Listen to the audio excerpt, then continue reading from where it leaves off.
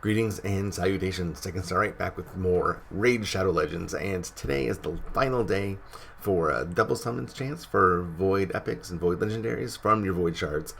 This is my free-to-play account. I already pulled on my regular account. Results were middling, let's say. Though the epics that I got, I only got 2, but they were not dupes, so that was a plus, right? So my free-to-play account, generally, for whatever reason, in these summons events, tend to do well. I'm hoping to keep that trend up today, although I will not be upset if I get cursed with horrible pulls. That's just, the way it goes sometimes. Okay, so I have 15. I made 15 spots in my inventory, so we should be good there. Additionally, I'm very excited about this little thing here. Look, I have 1,337 gems. That's elite.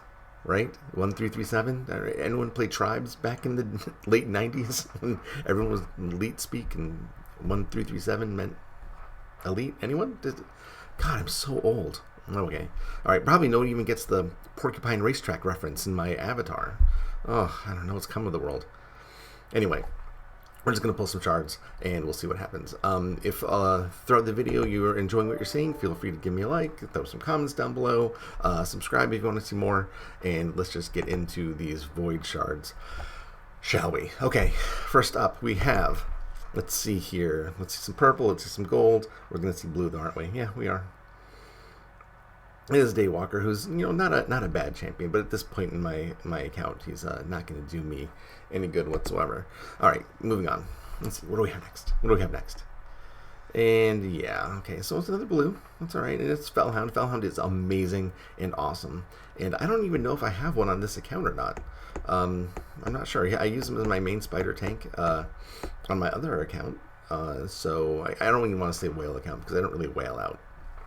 I'm more of a, I don't know, mermaid. Oh, merman. Okay, a little Zoolander reference in there. Come on, guys. Let's go with the pop culture. Merman, Dad. Merman.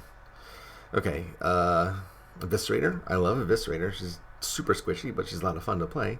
Another one of those champions where you can get extra stuff by building a team right, which I always enjoy. And she's cool looking. Really cool kit. Okay. Malbranch. I like Malbranch a lot, actually. She's really cool. She can generate a counterattack. Let's just go over it real quick. If you saw my Bomb Squad video, this is nothing new to you. Attacks an enemy, damage based on attack. Attacks an enemy, decreases bomb buff detonation cooldowns by 1 turn. So if we send her up to 3 turns, she can knock turns off her bomb debuff, which you kind of assume that she probably has bombs, and she does. Bident Mastery is her A2. Attacks enemy twice. Places a counterattack buff on this champion for 2 turns. You can get that down to a 4-turn cooldown, so you are still going to have some turns where you're not counterattacking, but still, she has a built-in counterattack on her A2, which is kind of cool. Demonic Explosives is her A3. Attacks the enemy, the 60% chance of placing a bomb debuff that detonates after 3 turns. You can get it down to 4 turns, but you have to kind of put in a lot of books. I actually do, on my other account, have her at 5 stars, fully skilled out. It's just actually a lot of fun to play with, for sure. Malbranch is kind of cool. Alright, moving on. What do we have next? Okay, we are not having very good luck today, but Veteran is awesome. I really do like Veteran a lot. Early to mid-game, he's a really good champion to use. Attacks enemy twice, 35% chance of placing a 50% decreased attack debuff for 2 turns, and damage inflicted is proportional to defense. So, defensive-based champion, a lot hardier and more robust. They tend to live a lot longer than the attack champions while doing a significant amount of damage. Headhunter is A2. Attacks the enemy, places a 30% increased crit rate buff on all allies for 3 turns if the target is killed. Damage inflicted is proportional to defense. So it kind of stinks that you have to kill an enemy just to get the increased crit rate. I prefer, if you kill an enemy that you get another turn. That's, I think, more bang for your buck, but it's not too terrible of an A2. And then we have an AoE for his A3 called Massacre, the 50% chance of placing a block buff's debuff for 1 turn. And the damage increases according to this champion's max hit points. So the damage is based on defense and hit points. Both pools kind of pull in to do that skill. It's on a 4-turn cooldown that you can get down to 3 turns. So having a 3-turn AoE that does a pretty decent amount of damage when you're early to mid game. Not a bad champion to have. Okay, and he has a speed boost too in dungeons. Okay, so I have, how many left? 10. Alright, so 10 left. No epics yet. Let's keep going and see what happens. Okay, Renegade is another really good rare. At least the rares I'm getting are kind of the good variety. Renegade has that Prince Kymar skill where they can reset your turns. Let's go over her skills too real quick. Lingering Pain, attacks an enemy, 25% chance of placing a 50% heal reduction debuff for 1 turn. You can ascend that to 3 and get the 100% heal reduction, so she can synergize with the Lordly Legionary. If you get a Lordly Legionary and your 150-day login, or whenever, that's someone you can stick on the team. Attacks at random 3 times, the 50% chance of placing a 15% decreased speed debuff for 2 turns, places a 25% decreased accuracy debuff for 2 turns if the target has any active buffs, which is fine. Decreased accuracy isn't like a huge deal in this game, but the decreased speed is always nice. And then the key skill here is the A3, Sacrificial Ritual. It's on a 7-turn cooldown that with 2 books you can get down to 5 turns, which I suggest you should. Decreases the cooldown of all ally skills by 2 turns. This skill does not affect this champion or other champions with this skill. Champion will receive damage equal to 30% of their max hit points, even if it kills the champion. But, you know, that's almost a fine trade-off, especially if you have a Reser on the team. You're going to be decreasing the the wait time of the res anyway. Renegade is a really good addition to just about any team when you're trying to, you know, increase your speed runs, your time to completion. And the rest of your team is kind of set and buffed and can kind of handle it. Renegade is really fun to use when you just want to plow through. Okay, 9 left. No epics and no legendaries yet. All right. What do we have next? Oh gosh, am I going to get punked? I feel like I'm going to get punked. Centurion is another really fun champion with a really cool, unique skill on the A3. Let's see. Feed on Suffering, attacks enemy, heals champion by 15% of the damage inflicted, based on defense. So defensive-based champion, which is always fun. Heals champion by 30% of their max hit points, and places a 30% increased defense buff on the champion for 2 turns. I don't really like the A1 and the A2. That self-sustain has a place, but I don't think that it's really on this one, especially since his A3 kind of works against it. Exchanges the remaining hit point levels with a target enemy, right? And if you ascend it, it'll also equalize the hit points of all allies. Well, it's kind of cool, but it's like Astrolith's way of doing it is a bit better when she deals damage and exchanges hit points. This guy just exchanges hit points, but with 2 heals on A1 and A2, it just seems like a weird place to put it. But it's still fun, you know, especially in the arena. You know, that when you're about to die and you just switch hit points with someone, it's just super satisfying. All right, so let's move on. Wow, 8 left. I've gotten nothing. Okay. This is testing my resolve. But we have a Cold Heart. Oh. Now, I already have 2 on my free-to-play account, but Cold Heart is just so awesome. Such an amazing champion. She's basically a legendary masquerading as a rare. She's one of the best champions in the game all around. She's got a 4-hit heal reduction on A1. She's got poisons and decreased accuracy on her A2, and she has this amazing A3. That's one of the hardest hitting enemy max hit points that they have. Actually, I shouldn't say that because I think they all have the same modifiers, but the attack modifier, I think the percentages for all of the epics that do this kind of skill, it all equalizes, it all has the same modifier, but still it's just satisfying, right? You've probably all seen the videos where she's cleaning house in Spider or Dragon or whatever. She's definitely a key component to so many different teams. Cold Heart is amazing. Fire Knight, just absolutely magnifique. All right, Cold Heart, fantastic.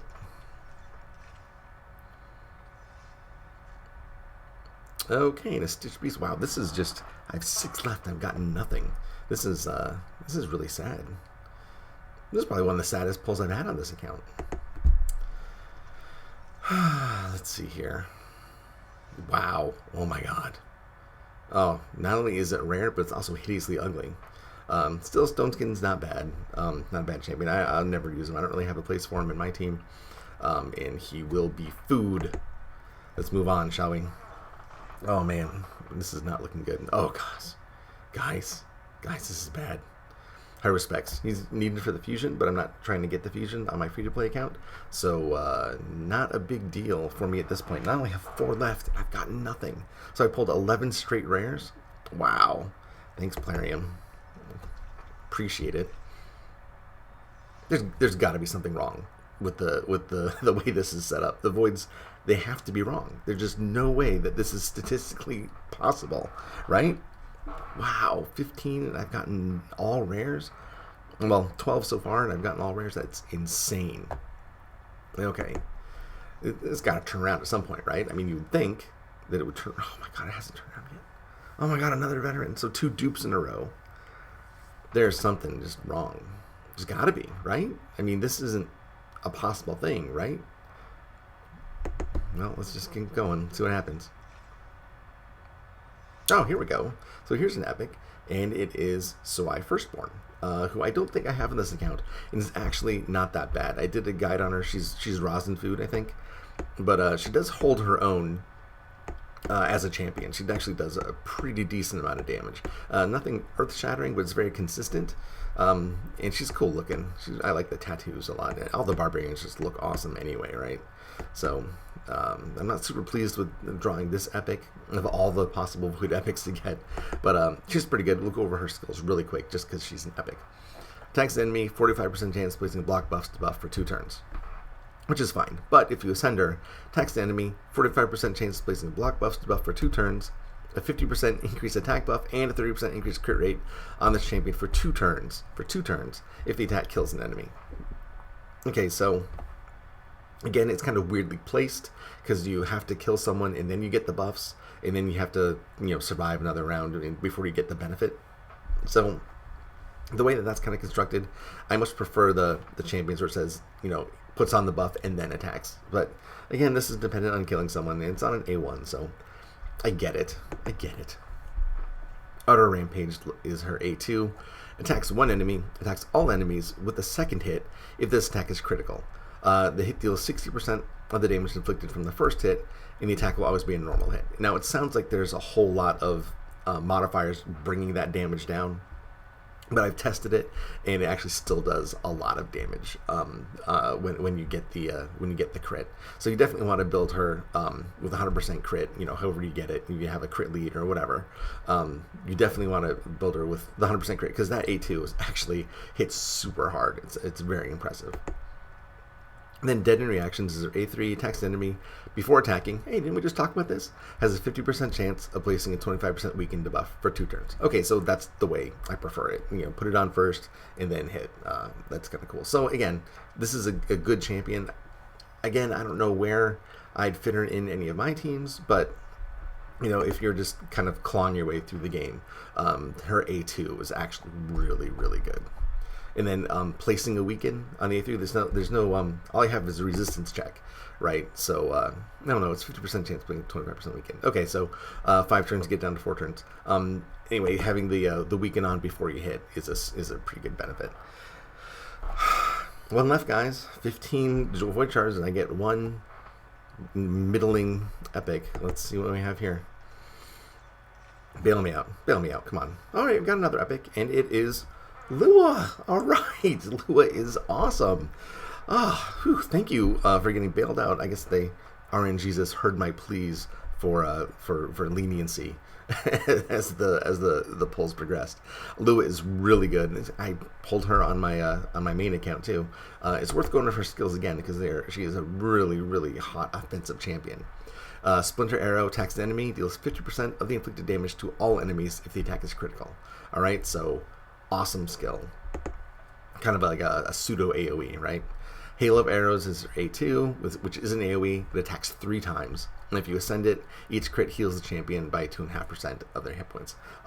Another really good skill. And then let's go to the A3, Lucky Shot. Attacks the enemy, decreases the target's turn meter by 100%. Will ignore shield and block damage buffs. I love those skills that ignore shield and block damage. If you see Faceless does this and he ignores defense, so he has an even better A3. But this also decreases target's turn meter by 100%, so there's a lot of utility there if you don't kill the target. So Lua is awesome. I totally got bailed out those last 2 turns. Soai is okay, but Lua is really good for my free-to-play account. Really good. I have most of my I have some really good champions, but most of them are defense based. You know, I have Tyrant, I have Sifi, I have Valkyrie on this account, on my free to play account, but they're all, you know, defense based. I can sit there and stay alive for forever, but it takes forever for me to kill anything. I rely on Crypt Witch for my damage, which is an interesting choice, but I like Crypt Witch a lot. So anyway, those are my polls. They ended up being leaked in the end, I guess. Oh yeah, don't try to sell me anything right now. All right, we're not on speaking terms like that currently, Plarium. I do appreciate those last 2 shards, but you know, going 13 rares in a row did not endear me to you. Okay, so yes, the last 2 polls were pretty elite, and I'm very happy to have a Lua, and I have a Luthia. I pulled a Luthia last time, so I have 2 really good archers that I can choose from now. So overall, kind of mediocre, but the last 2 polls were good. The 14th poll was good. The last one, excellent. I love Lua. Lua is awesome. I'm very excited to have her on this account. Okay, guys, thank you for sticking with me, bearing through those nail-biting, gut-wrenching first 13 shards that were just really unimpressive. But pulled it out in the end with 2 epics. I'm pleased with that. You know, what more can be said? You know, it's free to play. I'm glad that I managed to win enough clan boss fights to get enough void shards to make this video possible, I guess. So anyway, thank you guys for watching. I appreciate it. Comment down below if you have anything to add. Please like if you enjoyed it, and subscribe if you want to see more. And in the meantime, I wish you guys the best. Take care. You're awesome, and have a good day.